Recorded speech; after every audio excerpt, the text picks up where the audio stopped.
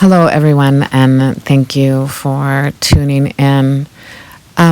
Today, I would like to tell you about a dream that I had back in 2002, which I feel like seriously sparked my shift, my awakening, my conscious awareness of things on a new level and with new eyes.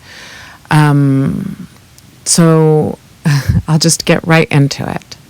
So in my dream, I was sitting with a friend sort of on a hillside on a beach looking over the ocean. And we witnessed a saucer-shaped UFO that landed and then slid right up onto the shore. And out of the UFO, I think there were about 5 beings that stepped out. They all looked very similar. They had that very Nordic look, the blonde hair, blue eyes. I didn't know then, but I think I've come to discover now that that would be considered the Pleiadians. They looked like they were in sort of prime shape. And if you had seen any one of them out in a crowd, you wouldn't think anything of it. They look very human and would fit right in. But when you see them all together, you could definitely recognize that they were their own race. The next thing that I remember in the dream was being transported somewhere.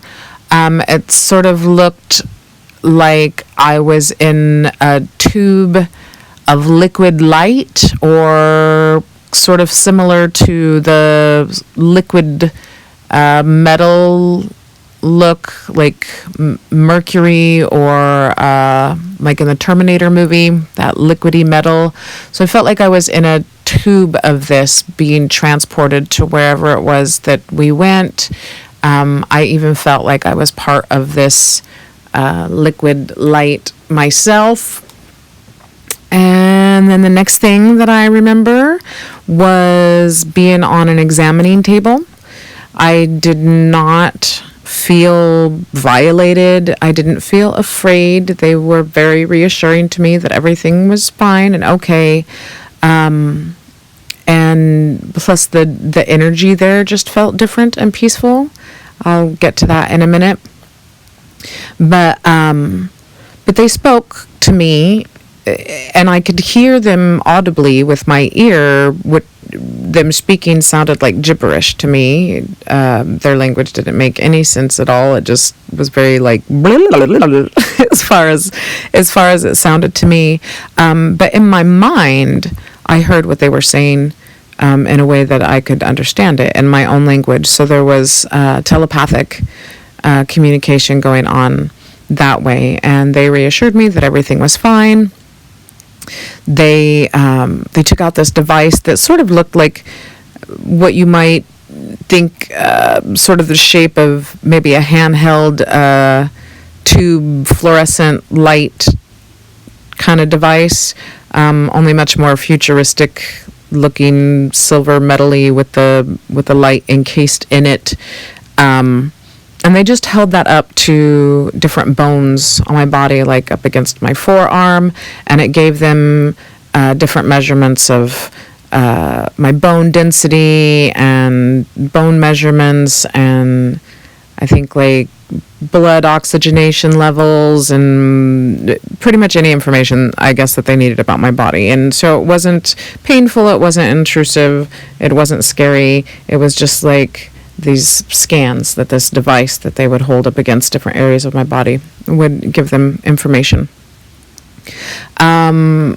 So from there, I was taken to an area that kind of had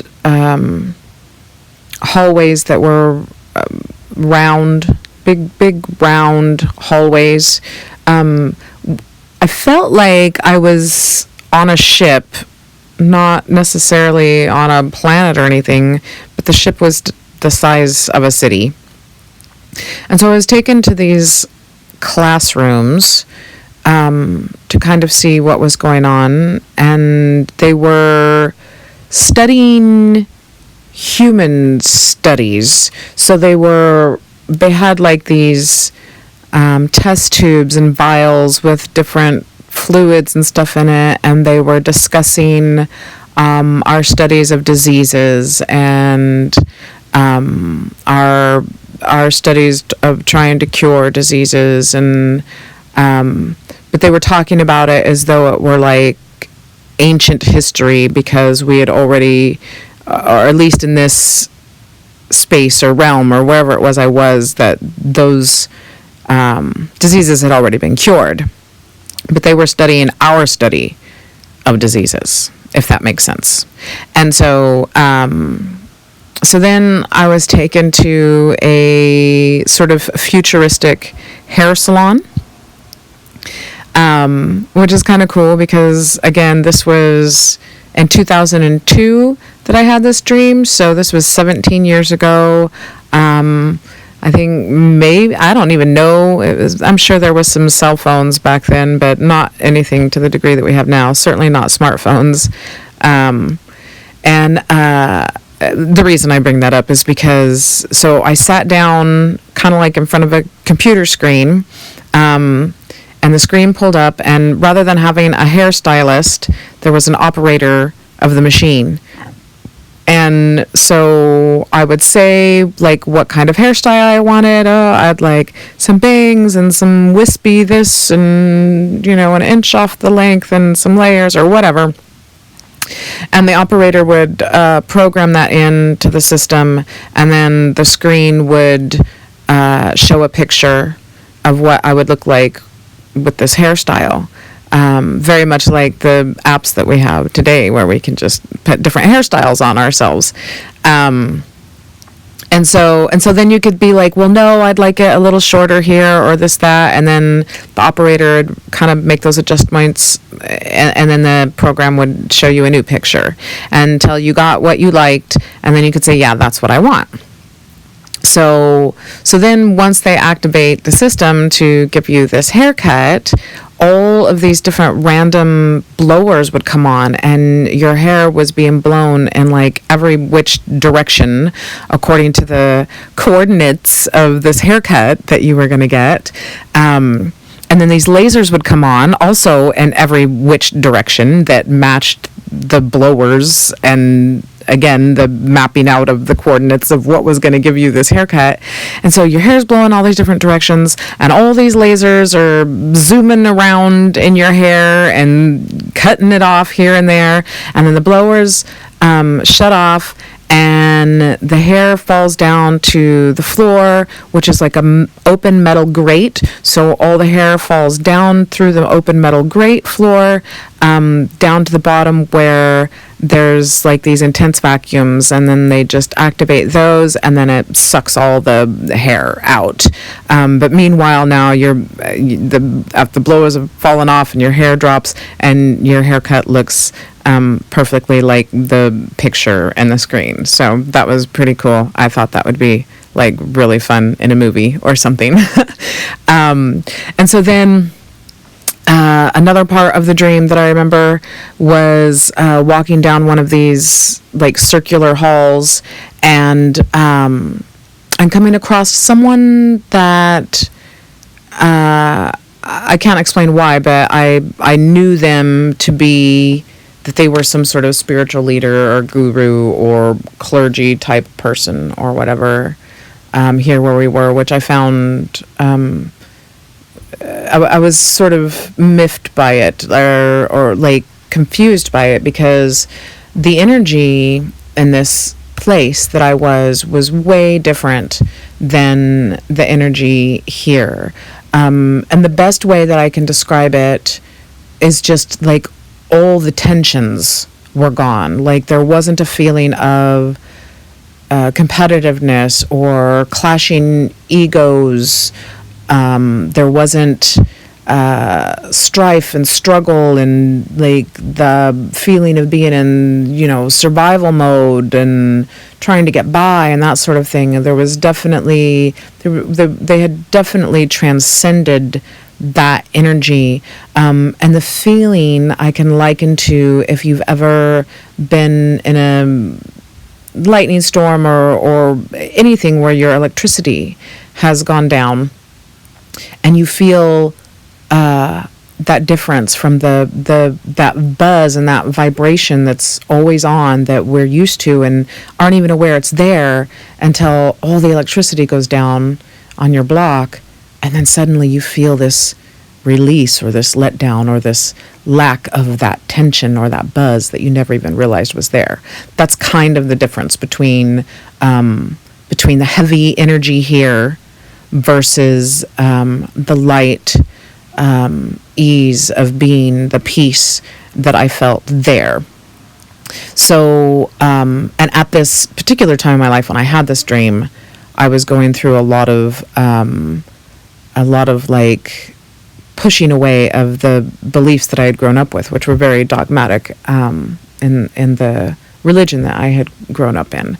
So when I saw this sort of spiritual advisor or whatever here in this place, I was really intrigued, and I just had to go talk to them. And so I went over, and the conversation went much like the conversation with the first beings that were examining me. And well, all of them that I had come into contact that had spoke to me, I could hear audibly the gibberish coming out of their mouth, but in my mind, I knew what they were saying. I could hear it perfectly in my mind, what they were saying and what they were meaning. And so I asked this person if they believed in God.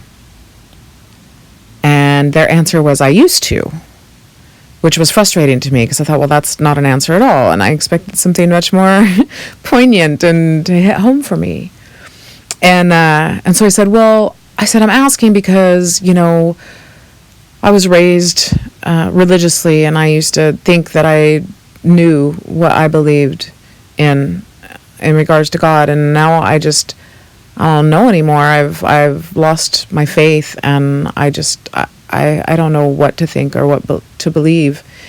And they looked at me and they said, I know this, but this is changing in you.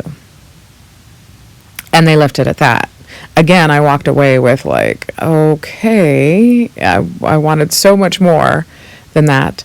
It turns out, though, it couldn't have been any more accurate. My journey since then has been just this continuous upward spiral of my spiritual ascension and my awareness of things. And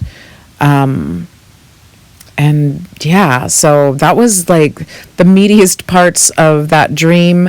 I remember at the end of the dream, they said, when they told me it was time to take me home, I remember being sad about that. I remember thinking that I really didn't want to come back to the heaviness of my life here. I remember asking them, basically begging and pleading with them, why can't the rest of the world know? Why can't you make yourselves known? Why can't we live like this? Why can't we have this? Why can't the rest of the world know about this? And they just told me that as a whole, we were not ready yet. And they did not expand on that at all. But I sensed that I deep down knew that was correct, that was accurate. And I understood it enough to be like, okay, yeah, I guess you're right. And then they sent me back on my way. And in my dream, I remember being back home, not on the beach where I'd left, but like in the backyard. But, I woke up in my bed, not in a yard, not in a beach, nothing like that. And it all seemed very much like a dream. Very real, very, it definitely affected me. I definitely felt like I was in a completely different space for the next few days and even into weeks. It really affected me profoundly.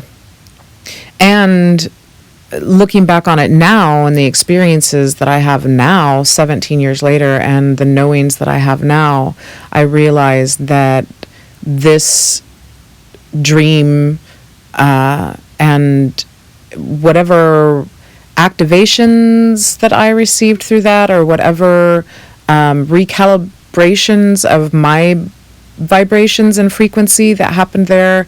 I think that that is when my claircognizance abilities started, even though I just have only recently in the last year become aware of this ability. I always thought it was just daydreams, or just my own thoughts or ponderings at times. But I'm getting better at recognizing when it's just clear knowing, sudden and instant from outside of myself versus my own imagination. And those are the things that I'm hoping to start being able to share more consistently when I get those knowings and that information. And I'm still learning, and so hopefully you will all bear with me through that process and just, take what resonates for you and leave behind the rest. I found that's what works best for me in my spiritual journey. So I don't know, that's kind of the beginning of things, when things started getting triggered for me. And I would love to continue sharing with you all more of my experiences and more of my thoughts about some of the information that I receive. So I hope you are all well, and until next time.